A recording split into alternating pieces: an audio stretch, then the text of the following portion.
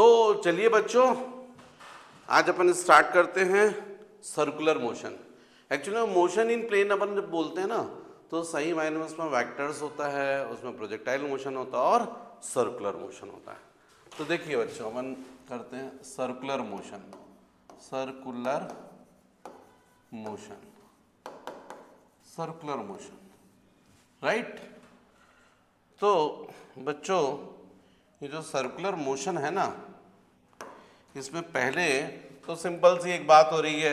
यदि आपसे पूछा जाए डिफाइन करने के लिए व्हाट इज सर्कुलर मोशन, तो आप सीधे सीधे बोल देंगे when the body revolves on a circular path then the motion of a body is called circular motion. Simple सी तो डेफिनेशन रहेगी, when the body revolves on circular path then the motion of a body is called circular motion. लेकिन ये तो circular motion की आपने definition दे दी। अब यदि आपसे पूछा जाए uniform circular motion, uniform circular motion, तब आप क्या डिफाइन करेंगे, कैसे डिफाइन करेंगे?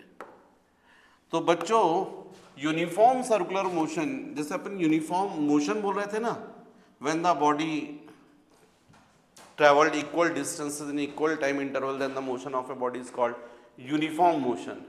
वैसे यूनिफॉर्म सर्कुलर मोशन आएगा when the body revolves on a circular path with constant speed then the motion of a body is called uniform circular motion।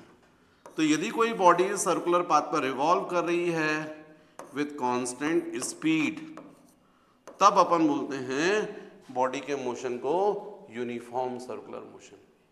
अब बच्चों, स्पीड भले ही कांस्टेंट हो लेकिन वेलोसिटी तो वेरिएबल होगी, क्योंकि जब भी बॉडी सर्कुलर पाथ पर मूव करती है तो उसकी जो वेलोसिटी है उसका डायरेक्शन कैसा होता है, टेंजेंशियल। यहाँ पर यदि बॉडी है तो उसकी वेलोसिटी ऐसी होगी, यहाँ पर होगी तो ये डायरेक्शन ऐसा होगा, तो यहाँ पर वेलोसिटी ऐसी होगी। यहाँ पर बात करें तो डायरेक्शन ऐसा है तो वेलोसिटी ऐसी होगी, यहाँ पर होगा तो ये वेलोसिटी का डायरेक्शन। अब आपको क्लियर है, अलग अलग डायरेक्शन दिख रहे हैं, इसलिए यहाँ पर वेलोसिटी को यदि v1 बोलेंगे तो यहाँ v2 बोलेंगे, यहाँ v3 बोलेंगे, यहाँ पर v4।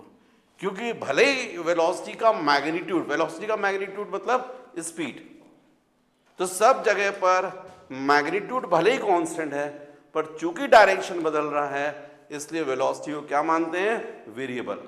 क्योंकि स्पीड और वेलोसिटी में क्या डिफरेंस है भाई, स्पीड जो है वो स्केलर क्वांटिटी है, उसमें केवल मैग्नीट्यूड होता है। तो मान लीजिए कोई बॉडी 5 मीटर पर सेकंड से रिवॉल्व कर रही है, इसका मतलब उसकी स्पीड कांस्टेंट है, क्योंकि उसमें तो डायरेक्शन ही नहीं है ना। और वेलोसिटी जो है वो आपको पता वेक्टर, उसमें मैग्नीट्यूड भी होता है और डायरेक्शन भी। तो यहां पर जो बॉडी रिवॉल्व कर रही है वो कांस्टेंट स्पीड से 5 मीटर पर सेकंड से, इसलिए वेलोसिटी का मैग्नीट्यूड भी क्या बोला जाएगा, 5 मीटर पर सेकंड। लेकिन चूंकि बार बार डायरेक्शन बदल रहा है इसलिए वेलोसिटी को क्या मानते हैं, वेरिएबल। वेलोसिटी को क्या मानते हैं, वेरिएबल। आप लोगों ने देखा तो है, दिवाली में आपने देखा होगा चरखी होती जब चलती है तो उससे जब बारूद के पार्टिकल्स जलकर बाहर निकलते तो ऐसे निकलते हैं ना, ऐसा। वो जिस डायरेक्शन में वेलोसिटी होगी उसी डायरेक्शन में जाएंगे। यदि मान लीजिए आप एक स्टोन को थ्रेड से बांध दें और उसको लेकर ऐसे रिवॉल्व करवाएं सर्कुलर पाथ पर, जब यहां पर यदि यहां पर आप जिस वक्त स्टोन होता है इस रस्सी को छोड़ देंगे तो ऐसा जाएगा, यहां पर जिस वक्त है और उस वक्त यदि रस्सी को छोड़ देंगे तो ऐसा जाएगा, यहां पर है तो ऐसा जाएगा। जिस डायरेक्शन में वेलोसिटी होगी, वेलोसिटी का जो डायरेक्शन होगा उसी डायरेक्शन में जाएगा। तो आप यदि यहां पर स्टोन है और छोड़ेंगे तो ऐसा जाएगा, मतलब बार बार वेलोसिटी का डायरेक्शन क्या हो रहा है, चेंज हो रहा है, इसलिए वेलोसिटी को क्या मानते हैं, वेरिएबल। अब जब वेलोसिटी चेंज हो रही है तो डेफिनेटली एक्सेलरेशन होगा, क्योंकि एक्सेलरेशन क्या होता है, rate of change of velocity, change in velocity पर सेकंड इज कॉल्ड एक्सेलरेशन। तो जब वेलोसिटी में चेंज है तो डेफिनेटली क्या डेवलप हो जाएगा, एक्सेलरेशन।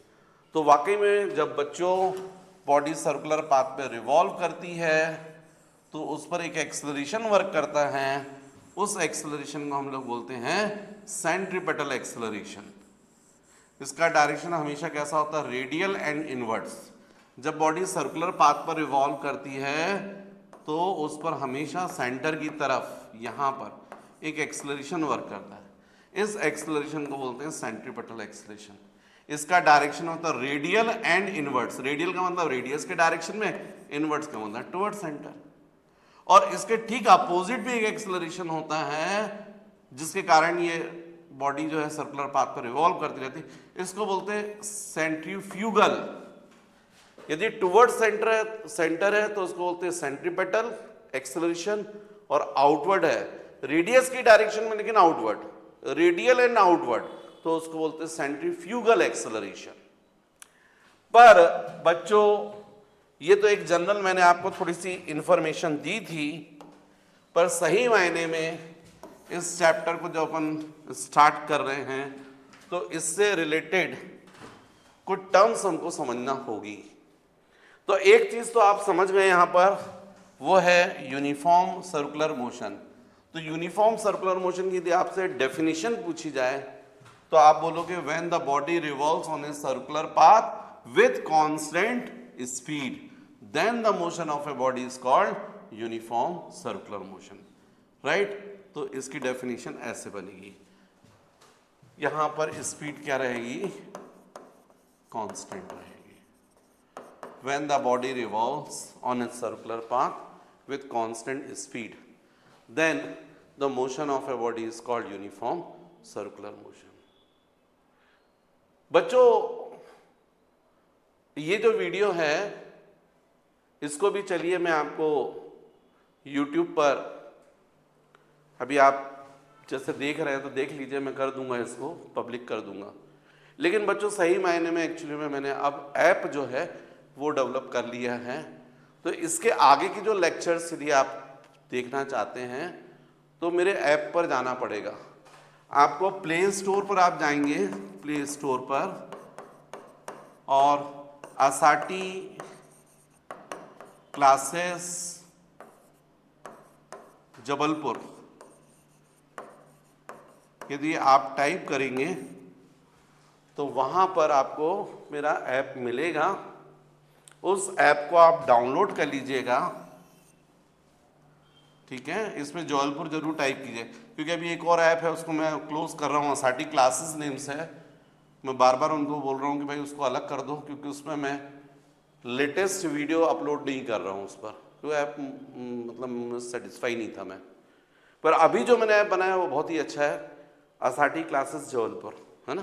तो उसमें जब आप जाओगे तो वहाँ पर आपको पर्टिकुलर 11th फिजिक्स वो चैप्टर वाइज जैसे आपके एनसीईआरटी बुक में उस हिसाब से रहेंगे। उसमें हर चैप्टर में जो है वो सीक्वेंस में वीडियो बड़ा अच्छा सिस्टमेटिक मैंने करा हुआ है। ऐसे ही मैथ्स का मिल जाएगा आपको, तो वहाँ से आप पढ़िएगा, ठीक है बच्चों।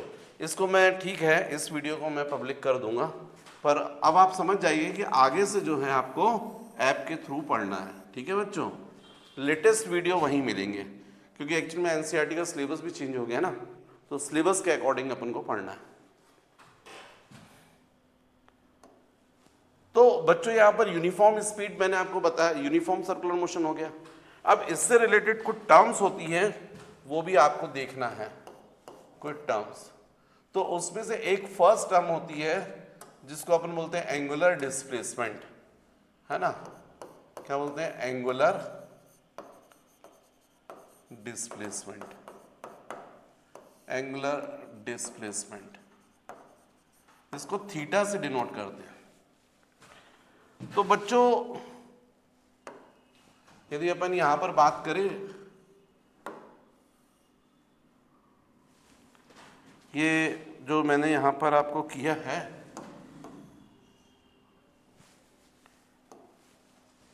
तो ये हो गया सेंटर।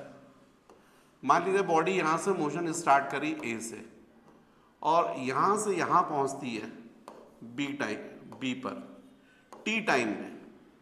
तो इतने टाइम ये जो आर्क उसने ट्रेवल किया है, ये आर्क सेंटर पर जो एंगल बनाता है उसको बोलते हैं एंगुलर डिस्प्लेसमेंट।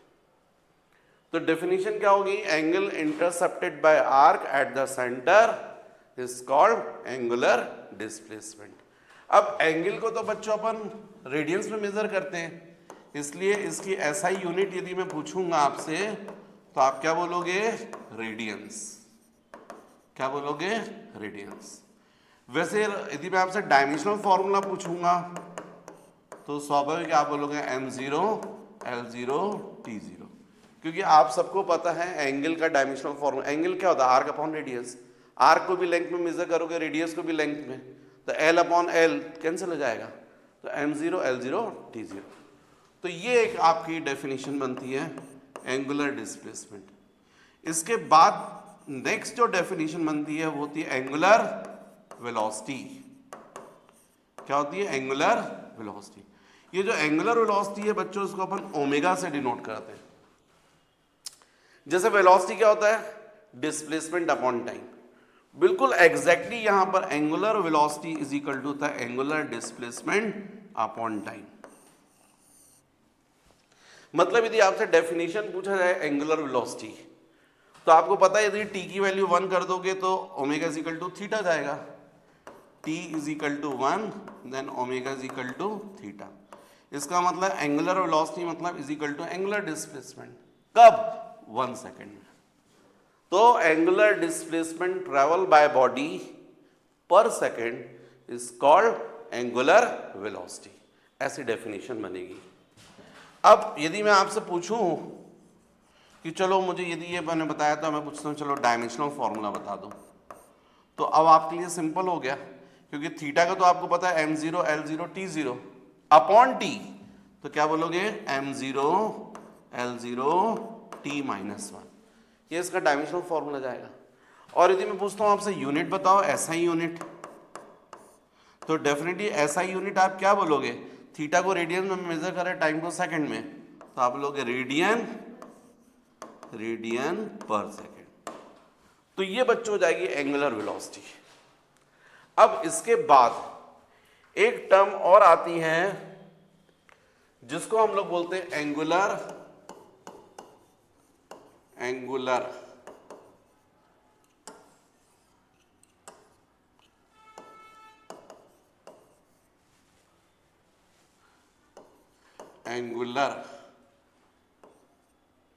एक्सेलरेशन।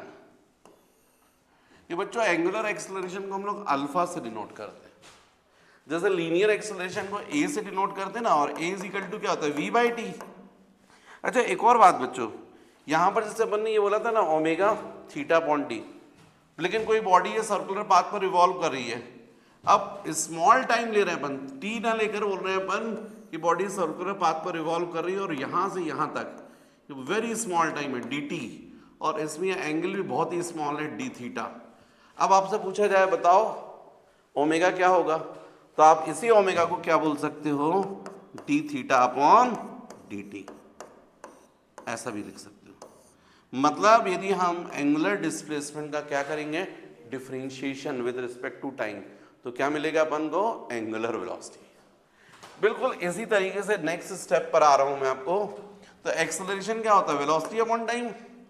बिल्कुल ऐसे एंगुलर एक्सेलरेशन होता है अल्फा, और अल्फा इज इक्वल टू होता है ओमेगा अपॉन टी। मतलब यदि मैं आपसे डेफिनेशन पूछूं, अच्छा इसी को और थोड़ा सोचो, यदि मान लीजिए एंगुलर वेलोसिटी में भी बहुत स्मॉल चेंज है, डी ओमेगा कितने टाइम में? डी टी टाइम में, तो यही अल्फा को आप क्या लिख सकते हो? D omega upon D T. मतलब यदि अपन एंगुलर वेलोसिटी को डिफरेंशिएट करेंगे विद रिस्पेक्ट टू टाइम, तो क्या मिलेगा? Alpha, angular acceleration. पर आपको पता है ये तो चेंज है ना, चेंज इन एंगुलर वेलोसिटी लिखा है, और dt मतलब चेंज इन टाइम। तो शॉर्ट टाइम dt में एंगुलर वेलोसिटी में कितना चेंज हुआ? D omega. 1 सेकेंड में कितना चेंज होगा? T omega upon dt। और इसी को तो आप बोल रहे हैं एंगुलर एक्सेलरेशन। तो 1 सेकेंड में जो होता है उसको बोलते हैं रेट। इसका मतलब what is the angular acceleration? Rate of change of angular velocity is called angular acceleration. या तो आप बोल सकते हो चेंज इन एंगुलर वेलोसिटी पर second is called angular acceleration, या ऐसा ना बोलकर आप बोल सकते हो rate of change of angular velocity is called angular acceleration. अब जब बच्चों मैंने ये आपको ये सब बता दिया है, तो यदि मैं आपसे डेफिनेशन तो आप समझ गए, लिख लेंगे। अब यदि मैं पूछता हूं आपसे चलो मुझे बताओ, अब आप मुझे अब बताओ इसी में डायमेंशनल फॉर्मूला, तो अब तो एकदम इजी हो गया। Alpha is equal to omega के लिए क्या लिखा था आपने, m0 L0 t-1 upon T. अब भी जस्ट मैंने लिखवाया आपको, देखिए m0 L0 t-1। तो जब ओमेगा का डायमेंशनल फॉर्मूला आपको पता है m0 L0 t-1 upon T, तो अल्फा इज इक्वल टू क्या हो जाएगा, m0 L0 t-2। ये डायमेंशनल फॉर्मूला हो जाएगा। यदि मैं SI यूनिट पूछूं आपसे, SI यूनिट, तो क्या बोलोगे आप, यहां पर ओमेगा की यूनिट क्या होती थी, रेडियन पर सेकेंड अपॉन सेकेंड, तो यूनिट क्या बनेगी, बोलो रेडियन पर सेकेंड स्क्वायर। ये एंगुलर एक्सेलरेशन की यूनिट होगी। अब बच्चों एक और बात, इसमें एक टर्म अपन यूज करते हैं जिसको हम बोलते हैं time period. Time period, time period को हम लोग कैपिटल टी से डिनोट करते हैं। टाइम पीरियड को हम लोग कैपिटल टी से डिनोट करते हैं। यदि मैं आपसे डेफिनेशन पूछूं कि व्हाट इज टाइम पीरियड, तो आप बिल्कुल सिंपल डेफिनेशन देंगे, आपको समझ में आ गया। When the body revolves on circular path, then time taken to complete one revolution. One revolution में जो टाइम लगेगा उसको हम क्या बोलेंगे, time period.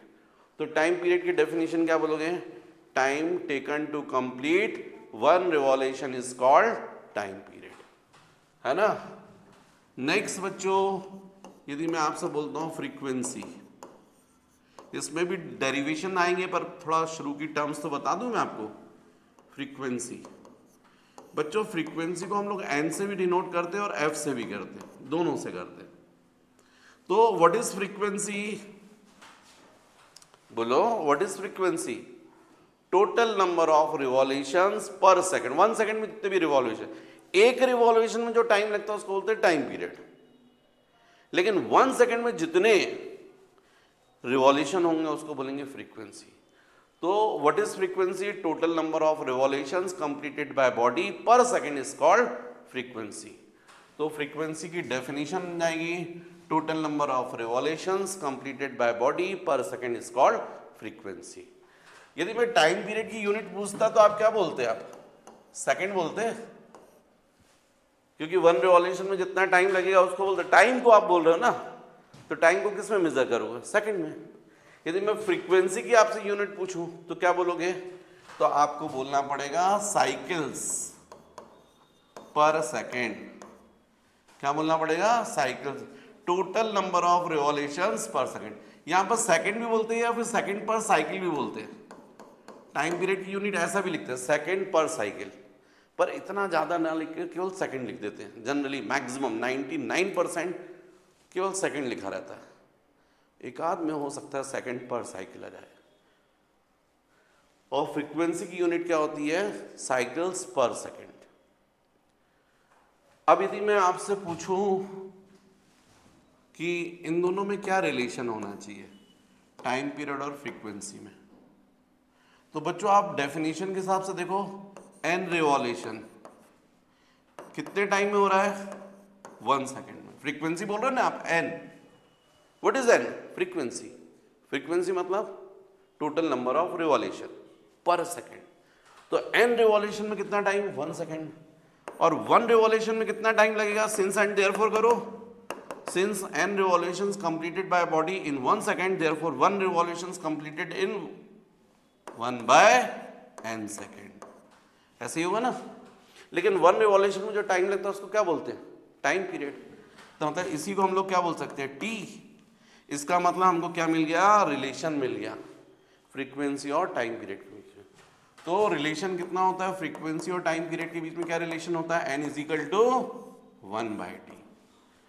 n is equal to क्या होता है, 1/t, ये रिलेशन होता है। नेक्स्ट, जब मैंने ये बता दिया आपको, तो अब मैं ओमेगा टी और एन में भी रिलेशन बता सकता हूं। ये जो था ना ग्रीक लेटर है बच्चों, ये ग्रीक लेटर ओमेगा जो है वो ग्रीक लेटर है। यहां पर ये थीटा, फाई, ईटा, ओमेगा, ये सब ग्रीक लेटर। धीरे धीरे तुम लोग सब उसमें आ जाओगे, प्रैक्टिस में जाओगे। तो एंगुलर वेलोसिटी को हमने ओमेगा से डिनोट किया था, और ओमेगा इज इक्वल टू क्या होता है, थीटा अपॉन टी। मैं चाह रहा था relation between omega n and t. तो आपको पता है ओमेगा इज इक्वल टू क्या होता है, theta upon T. What is theta, angular displacement in time T. लेकिन यदि मैं बात करूं फॉर वन रिवॉल्यूशन, केवल एक रिवॉल्यूशन हुआ है, तो थीटा कितना लिखोगे आप, कितना एंगल इंटरसेप्ट करेगा। कोई बॉडी यदि रिवॉल्व कर रही है ऐसा पूरा वन रिवॉल्यूशन, तो सेंटर पे कितना एंगल बना देगी, 360। उसको रेडियन में लिखते हैं 2 पाई। पाई मतलब कितना होता है, 180। 2 पाई मतलब 360। तो अपन थीटा को क्या लिखेंगे, 2 पाई रेडियन। और वन रिवॉल्यूशन में टाइम जो लगता है उसको क्या लिखोगे, टाइम पीरियड। यदि हम ऐसा करें तो इस कंडीशन में मुझे बता सकते हो,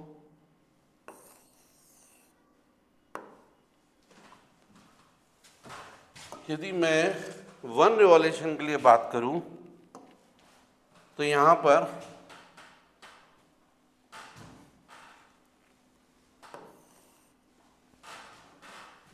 वैल्यू रखोगे तो ओमेगा इज इक्वल टू क्या हो जाएगा, 2 पाई अपॉन टी। ये फॉर्मूला मिल गया ओमेगा और टी के बीच में।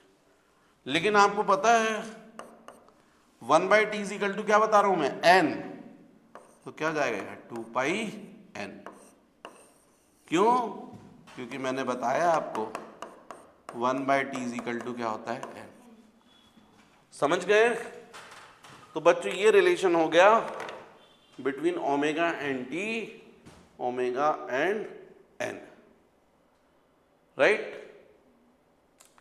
नेक्स्ट मैं आपको बताना चाह रहा था relation between linear displacement and angular displacement. Relation between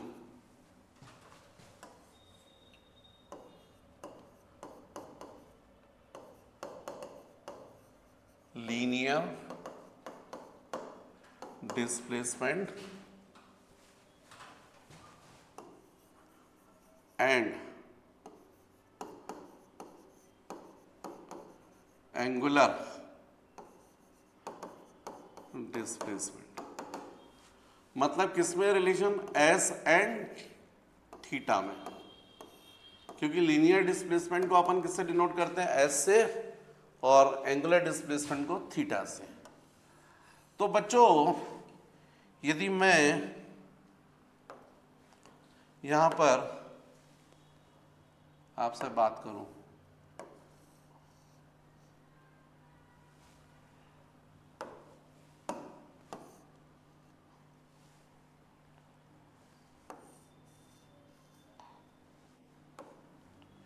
ये सेंटर, यहां पर बॉडी इनिशियली ए पर है, ये सेंटर। सर्कुलर पाथ जो है जिस पर बॉडी रिवॉल्व करी उसका रेडियस है आर। और मान लीजिए बॉडी ए से कहां पहुंच गई है, बी पर। कितने टाइम में, टी टाइम में, है ना। तो उसने सेंटर पर उसका एंगुलर डिस्प्लेसमेंट कितना हुआ, थीटा। लेकिन जब ए से बी पर गई तो लीनियर डिस्प्लेसमेंट कितना हुआ, एस। ये दिख रहा है, ए से बी। डिस्प्लेसमेंट क्या बोलते हैं आप, shortest distance between final and initial position. तो यहां पर मैंने जो एस बोला है वो क्या है, बोलो, लीनियर डिस्प्लेसमेंट। Linear displacement. और थीटा क्या बता रहा हूं मैं आपको, एंगुलर डिस्प्लेसमेंट। Angular displacement. और हम इनमें रिलेशन चाहते हैं। तो जब हम इनमें रिलेशन चाहते हैं तो जो चाहते हैं अपन लाएंगे। तो यहां पर मैं आपसे पूछूं एंगल, एंगल की definition, angle is equal to क्या होता है, आर्क अपॉन रेडियस। एंगल तो यही होता है, तो यहां पर theta angle is equal to क्या बोलोगे, arc A B upon radius r, arc A B upon radius r. लेकिन बच्चों यदि थीटा बहुत स्मॉल है, if theta is very less, यदि थीटा बहुत स्मॉल हो, देखिए ऐसा हो, ये सर्कुलर पाथ, ये ऐसा, और ये वेरी स्मॉल, तो आपको दिख रहा है ये ए और बी पॉइंट बहुत क्लोज होंगे, तो ये जो आपको आर्क दिख रहा है ये एक्चुअली में किसके इक्वल हो जाएगा, लीनियर डिस्प्लेसमेंट के। जितना डिस्प्लेसमेंट उतने ही आर्क की लेंथ हो जाएगी। मतलब सही मायने में आर्क जो ए बी है वो किसके इक्वल हो जाएगा, एस के। मतलब हम लोग यहां पर लिख सकते हैं theta is equal to s upon r. तो एस इज इक्वल टू क्या हो गया, थीटा इंटू आर। मिल गया रिलेशन आपको, क्या मिला रिलेशन बताओ, linear displacement is equal to angular displacement into radius of circular path. What is R, radius of circular path.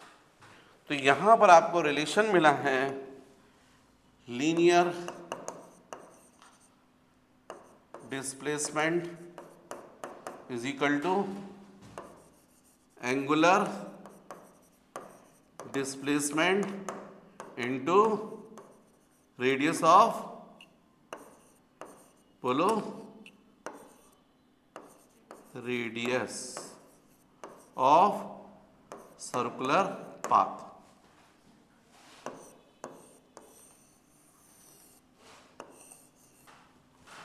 Right. अच्छा बच्चों, ये आपने देखा था relation between linear displacement and angular displacement. अब हम देखते हैं relation between linear velocity and angular velocity, v और ओमेगा में relation. What is v, linear velocity, and what is omega, angular velocity. तो यहां पर ये रिलेशन तो पता ही है आपको, s is equal to theta into r. यदि इसी को मैं डिफ्रेंशिएट कर दूं d D T of s, तो यहां भी डिफ्रेंशिएट करना पड़ेगा d D T of theta into r, है ना। मैंने तो डिफ्रेंशिएशन आपको सिखाया है भाई, जब डिफ्रेंशिएशन सिखा दिया है तो फिर डर की तो कोई बात ही नहीं है। मैंने पहले ही बोला था बिना डिफ्रेंशिएशन के फिजिक्स पॉसिबल नहीं है, इसीलिए मैंने बेस बनाया था, इसलिए मुझे थोड़ा टाइम लग रहा था। अब देखो, आप ds अपॉन dt को क्या बोलोगे, v, लीनियर वेलोसिटी। और यहां पर देखो जब इसका डिफरेंशिएशन करोगे तो r क्या है, कांस्टेंट है, रेडियस तो फिक्स है ना। जिस सर्कुलर पाथ पर बॉडी रिवॉल्व कर रही है वहां के लिए रेडियस कैसा है, कांस्टेंट। तो डिफरेंशिएशन में यहां पर D D x constant into function हो गया, तो कांस्टेंट बाहर निकल जाएगा और ये जाएगा D theta upon D T, क्योंकि थीटा बदल रहा है। जैसे जैसे बॉडी यहां से आगे जाएगी तो थीटा क्या होता जाएगा, चेंज, रेडियस नहीं होगा चेंज। तो ये जाएगा v is equal to r d theta upon D t को अपन क्या लिख सकते हैं, ओमेगा। मतलब हमको रिलेशन मिल गया v is equal to omega into r. हमने रिलेशन निकाल दिया, relation between linear velocity and angular velocity. तो जैसे linear displacement is equal to क्या होता है, angular displacement into radius of circular path, similarly linear velocity is equal to angular velocity into radius of circular path. अब जब ये relation मिल गया है बच्चों, तो थर्ड रिलेशन देखते हैं, relation between linear acceleration and angular acceleration. Notation पहचान रहे हो ना, ए मतलब लीनियर एक्सेलरेशन और अल्फा मतलब एंगुलर एक्सेलरेशन। तो इनमें रिलेशन निकाला। इस रिलेशन को निकालने से पहले v का रिलेशन बताओ मुझे, v इज इक्वल टू क्या था, ओमेगा इंटू आर। अब भी ड्राइव करवाया, देखो वो देखो अब भी करवाया, v is equal to omega. तो जब हमने ये रिलेशन अभी अभी ताज़ा ताज़ा है तो याद रहना चाहिए। अब इसी को डिफ्रेंशिएट कर दो, D D T of V, तो यहाँ भी हो जाएगा D D T of omega into are.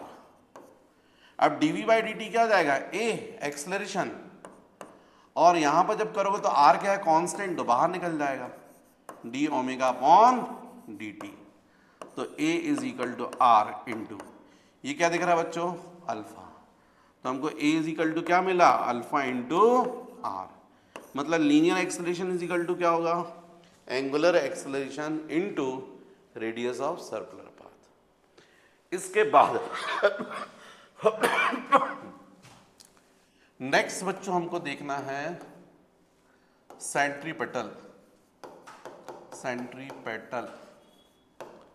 Acceleration, जो अभी तो नहीं हो पाएगा क्योंकि डेरिवेशन है ये बड़ा, चलो देखते हैं, फिर भी हो जाएगा तो करवा देते हैं।